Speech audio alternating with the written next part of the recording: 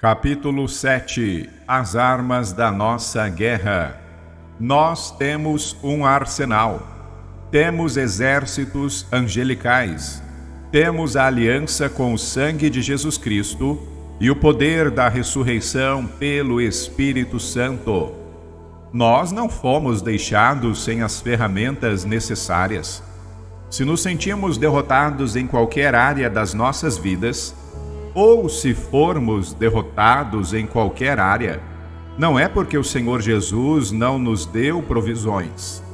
Geralmente é porque nos iludimos com a sensação de que podemos baixar a guarda e diminuir os nossos esforços na guerra espiritual. Adormecer no campo de batalha não é uma boa ideia. Eu sei que nós ficamos cansados, mas é importante entender as dinâmicas de guerra. Subtítulo: Não lutamos com nossas próprias forças. Em 2 Coríntios 10, 4 está escrito: Pois as armas da nossa guerra não são terrenas, mas poderosas em Deus para destruir fortalezas. Quando você luta para abrir os seus olhos espirituais, lembre-se que você não está fazendo isso com as próprias forças. Graham Cooke diz que, desta forma, não estamos lutando para a vitória, mas a partir da vitória. Eu sei que, em teoria, todos nós entendemos isso, mas na prática a história é outra. Quando você guerreia em favor dos seus sentidos espirituais, você deve fazê-lo a partir de um lugar de descanso e alegria. Tudo o que estamos fazendo é impor uma vitória já ganha pelo Senhor Jesus Cristo.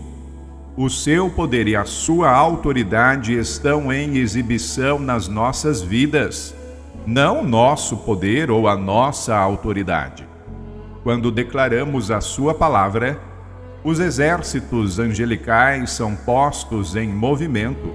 Quanto mais os seus olhos estão abertos, mais você verá esta realidade. Em Neemias 8:10 está escrito: A alegria do Senhor é a vossa força. Subtítulo: Muita alegria, muito poder. Em 2010, participei de uma conferência para homens sobre o tema libertação. Conheci pessoas de todos os Estados Unidos e de todo o mundo. Algumas eram pessoas muito sérias e outras eram descontraídas. Todos eram muito bem-sucedidos nos próprios chamados, porque nos movíamos na autoridade de Cristo e não por causa de qualquer qualificação que tínhamos. Uma noite, durante o jantar, conheci um jovem de Chicago que também estava na conferência. Este jovem começou a me contar a respeito de batalhas e guerras espirituais que ele havia experimentado, que eram extraordinárias e emocionantes. Ele contou histórias sobre demônios derrotados com um grande sorriso em seu rosto e com riso em sua voz. Ele tinha tanta alegria pela batalha que para ele não havia sido algo trabalhoso. Este é o ponto que eu realmente quero que você entenda. Eu estive muito perto de grandes homens de Deus. Você pode até saber quem eles são, mas eu nunca senti tal poder que emana de um ser humano como eu senti vindo daquele jovem. Para ser honesto, até me assustou um pouco. Eu só senti esse tipo de poder em anjos. A razão pela qual eu queria contar essa história é porque eu não quero que você cometa os mesmos erros que eu fiz. Não se esforce para obter a sua visão espiritual. Você precisa saber que o Senhor quer que você veja. Ele não vai negar qualquer coisa boa a você.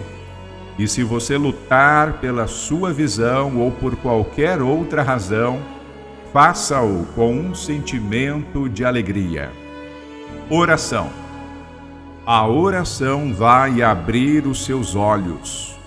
Portanto, Confessai vossos pecados uns aos outros e orai uns pelos outros para serdes curados.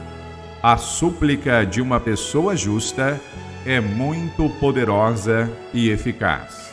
Tiago 5,16. Aprenda a orar com pessoas que sabem como orar.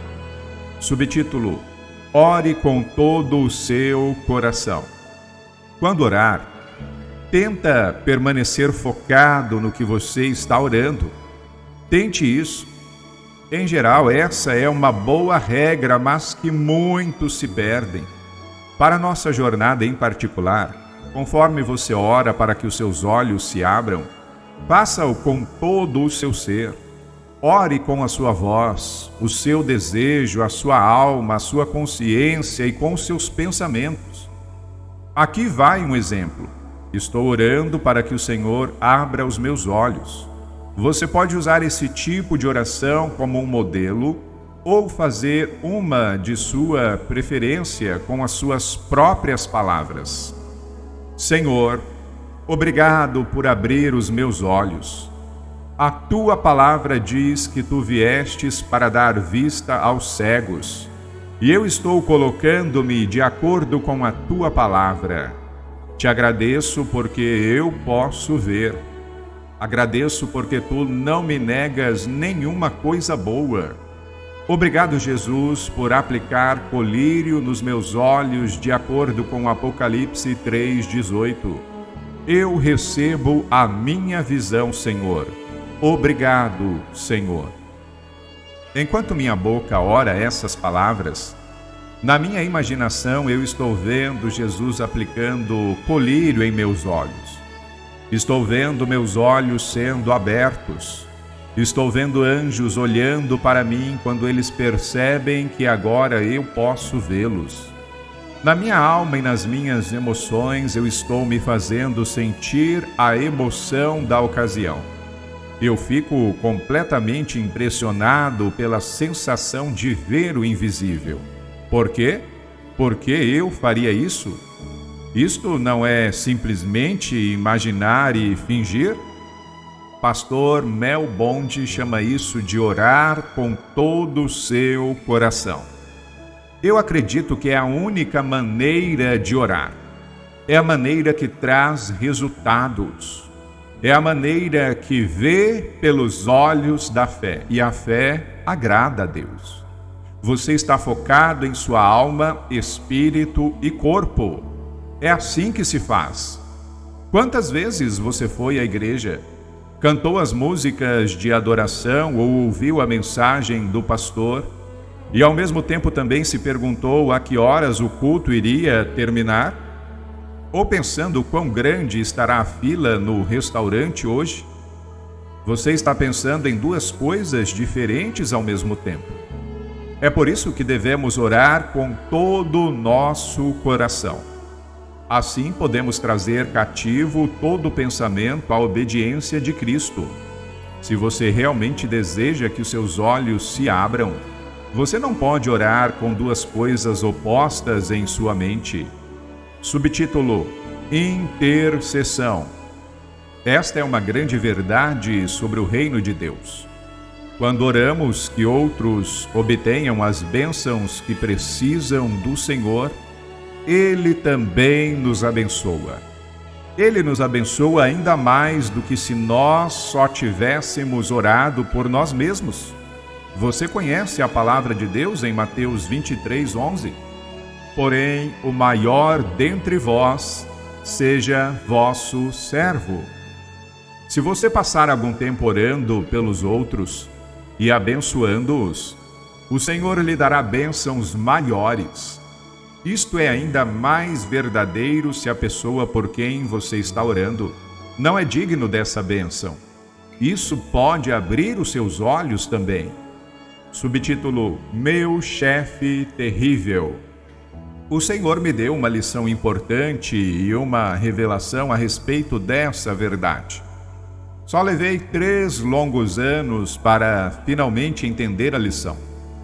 Não muito tempo atrás, eu tinha um chefe que era mau, rude, mal-humorado e enganoso. E aqueles eram seus traços positivos. Você consegue imaginar? No trabalho, ele gritava comigo na frente das pessoas. Ameaçou despedir-me e encontrou desculpas para me fazer trabalhar sem salário e assim por diante. Minha oração para ele era: Senhor, quando um ônibus o atropelar, não deixe-o sofrer muito. Eu não tinha amor por ele. Mas Deus não quer que ninguém pereça. Ele amava este homem e ele queria salvá-lo. Uma noite eu estava na minha cadeira de oração pedindo ao Senhor que me liberasse deste homem ímpio. E o Senhor falou comigo: eu quero que você o abençoe. Eu realmente não queria, mas eu comecei assim mesmo: Senhor, abençoa este homem com a salvação. Salve-o do inferno, abençoa-o com libertação. Eu não estava muito entusiasmado. O Senhor falou comigo novamente e disse: não, abençoe-o como se ele fosse seu próprio filho. Então eu orei por ele como se ele fosse meu filho. Orei por ele por 2 horas e meia. Eu o abençoei em todos os sentidos que eu conseguia pensar. Eu abençoei a sua vida, a sua família, o seu trabalho, as suas finanças e tudo o que me veio à mente. Quando eu havia terminado, um anjo do Senhor veio e me deu um pequeno presente. O presente significava que eu estava justificado pela fé. Orei por aquele homem porque o Senhor me mandou. Ele me disse o que fazer. E eu fiz isso mesmo quando eu não entendia porque eu tinha que fazê-lo. Mas Deus me abençoou. Eu também descobri que meu chefe já não tinha qualquer poder sobre as minhas emoções. O Senhor tinha me libertado. E então, como se não bastasse, 2 semanas depois ele foi demitido. O Senhor o afastou de minha vida. Às vezes eu penso que se eu tivesse intercedido por este homem 3 anos antes, eu teria passado por muito menos sofrimento.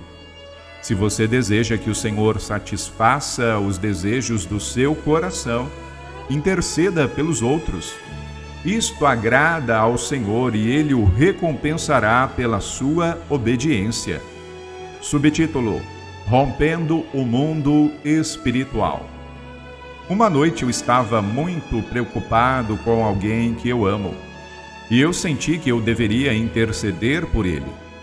Há uma canção que diz: por que se preocupar quando você pode orar? Mas eu estava orando porque eu estava preocupado. Eu estou sendo honesto. Eu caí de joelhos e comecei a orar. Como eu não sabia o que orar, eu orava em línguas. Mas porque eu sentia um peso, eu orei com intensidade. Minhas emoções estavam intensas. Depois de cerca de 4 horas, eu senti o peso começar a sair de mim. E conforme sentia isto, o Senhor me transportou em espírito para o lugar onde o homem estava. Isto não é incomum quando você intercede por outras pessoas. De repente, eu me vi de pé no mesmo quarto com ele e eu podia ver exatamente o que estava acontecendo no reino natural e no mundo espiritual. O Senhor me mostrou o que estava acontecendo e como eu devia orar por essa pessoa. Desse modo, agora eu também poderia orar com entendimento. O próprio Senhor Jesus é um servo de todos. Isto é o que um bom pai faz. Ele se sacrifica pelo bem de seus filhos. Se você deseja ser como ele com a intercessão, ele ficará muito contente por você desistir de suas próprias preocupações para ajudar os outros. Ele realmente irá abençoá-lo. Subtítulo: Avançando em oração. Muitas vezes, eu orei por coisas muito graves sem uma séria convicção. Orações de 30 segundos dizendo: Senhor, cura esta pessoa. ou uma breve oração encaixada em uma outra oração. Felizmente, o Senhor é misericordioso. O Senhor ensinou-me o incrível privilégio que temos de avançar por meio da oração. Avançar e pressionar por meio da oração significa orar até que você tenha a sensação de que algo foi feito, que algo foi realizado. Quando você carrega uma pessoa ou uma situação em oração, às vezes a carga pode ser sentida como quase física. Há uma mudança no mundo espiritual quando você pode realmente sentir o peso aumentar ou diminuir. Essa é uma explicação simples de como avançar e insistir em oração. A oração transforma. Não é somente uma frase de efeito. É uma verdade poderosa. É um privilégio incrível e uma arma e ferramenta poderosíssimas. Este é o tipo de oração que abre os olhos espirituais. Subtítulo: Apenas acredite. Mahesh e Bonnie Chavda, pastores na igreja All Nations em Charlotte, Carolina do Norte, sabem algo a respeito de avançar em oração. Uma noite, Mahesh recebeu um telefonema de pais muito preocupados, cuja filha estava morrendo de uma doença hepática. Os médicos haviam feito tudo o que podiam fazer, e a menina tinha apenas alguns dias de vida. Mahesh concordou em orar. Mahesh e Bonnie começaram a orar e o Senhor Jesus se uniu a eles. Em seguida foram transportados naturalmente até o fígado da menina. Eles oraram por todas as células do fígado da menina. Oraram sem parar por 26 horas. Sim, não errei a cifra, eu disse 26 horas. Após 26 horas, o Senhor lhes disse: está feito. O Senhor tinha dado à menina um novo fígado. Os médicos não tinham nenhuma explicação. Deus fez um milagre incrível. Aprenda sobre o poder da oração. Quando você luta pela sua visão espiritual, você pode ter que gastar algum tempo quebrando as barreiras. O evangelista Neville Johnson diz que você pode ter que orar e jejuar para romper as barreiras no espírito. Mas uma vez que você rompê-las, é bastante fácil de manter. Subtítulo: O poder de decretos, declarações e profecias. Você já deve saber que as palavras são poderosas. Você deveria saber que você pode moldar o seu destino ou o destino das pessoas à sua volta com as palavras que você fala. É por isso que a Bíblia diz que seremos responsáveis por todas as nossas palavras. Eu faço decretos sobre a minha família todos os dias. Falo bênçãos sobre a minha família todos os dias. Declaro coisas a partir da palavra de Deus sobre a minha família todos os dias. Coisas como Josué 24:15. Eu e a minha casa serviremos ao Senhor. Isaías 54:17. Nenhum instrumento forjado contra nós terá êxito. Toda língua que se levantar contra nós em julgamento, tu a provarás culpada. Tal será a herança dos servos de Yahvé, e esta é a defesa que faço do nome deles. Oráculo do Senhor. Salmo 91:11. Porque a seus anjos ele dará ordens a teu respeito. Anjos ouvem a palavra de Deus todos os dias para poder realizá-la. E eles realmente agem. A Bíblia diz em Jó 22:28. Tudo o que você fizer dará certo, e a luz brilhará em teus caminhos. Há poder em seu decreto e em seu acordo com a palavra de Deus. Se você decretar pela autoridade da palavra de Deus que os seus olhos se abrirão, isso vai acontecer. Em Números 23:19 está escrito: Deus não é homem para que minta, nem filho do homem para que se arrependa. Porventura, tendo ele dito, não o fará? Ou havendo falado, não o cumprirá? Eu não estava ciente de quão poderoso este versículo é, até que eu ouvi Bob Conner ensinar sobre ele. Durante os incêndios devastadores no oeste dos Estados Unidos, o Senhor enviou Bob para detê-los. Milhares de hectares foram destruídos pelo fogo e os bombeiros não podiam impedir. O Senhor perguntou a Bob: por quanto tempo você irá permitir que isso aconteça? Eu quero que você vá e profetize uma tempestade de neve. Bob voou para Montana e chegou tão perto do fogo quanto o governo permitiria. Então ele ficou de pé sobre a montanha e profetizou que uma tempestade de neve cairia.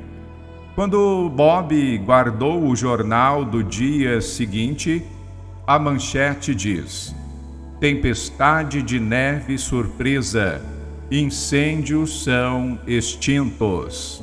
E logo Bob concluiu: trabalho bem feito. Depois que eu ouvi este testemunho de Bob Conner, eu estava inspirado a tentar por mim mesmo. Eu estava orando por algo realmente importante com a qual eu estava lidando, quando me lembrei do que Bob Conner havia dito sobre fazer um decreto. Eu disse ao Senhor: Senhor, eu não tenho certeza se a minha fé é forte o suficiente. Posso fazer um decreto menor primeiro para construir a minha fé? O Senhor disse: sim, faça isso. Então, lembrando-me do testemunho de Bob, isto é o que eu decretei. Eu decreto em nome de Jesus que vai nevar aqui hoje. As temperaturas estavam altas no lugar onde eu estava. Era agosto, verão no hemisfério norte. Mas eu acreditava que, se o Senhor honrasse o meu decreto, eu poderia ter fé para algo maior.